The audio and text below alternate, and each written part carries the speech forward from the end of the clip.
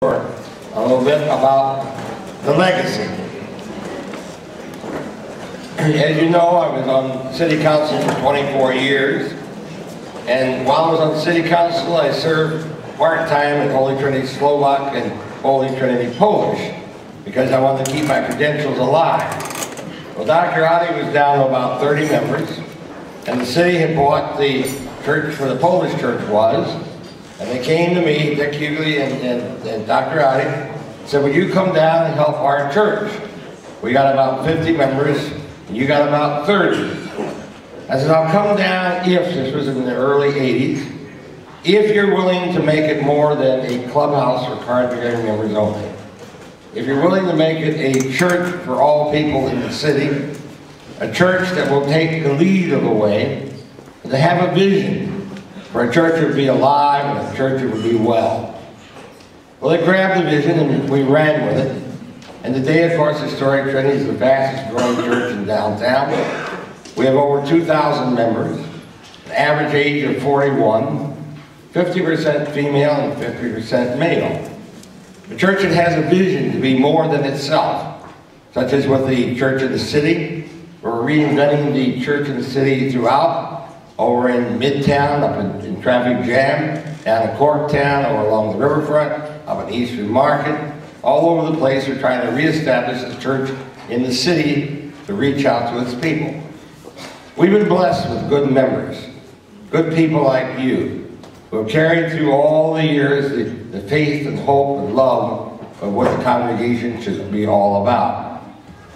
We want to tonight talk about a part of this legacy. You know, it takes a base. You have to have a base from which to work from.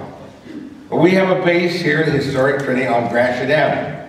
We are lucky that we're only 2 blocks off the freeway. We're almost downtown. However, most people think downtown starts the other side of the Chrysler Freeway. But we're almost downtown, and we're in the Eastern Market, so forth and so on. We've been blessed to have all these opportunities to share with people what is going on in the particular area.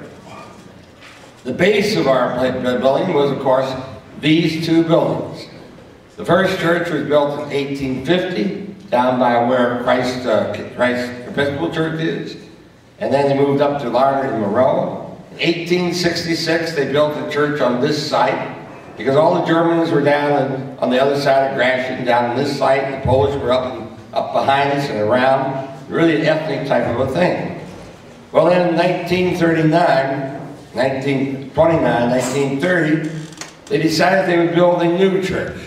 Dr. Adi wanted to have a church that was going to be liturgically correct, a church that they said that would be small enough that it wouldn't be intimidating, that people wouldn't be lost if they were in it.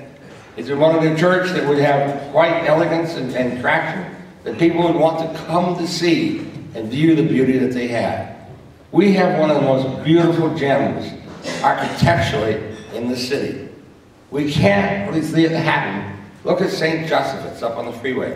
The balcony, the steeple is starting to cave in because it's been closed. Nobody goes there.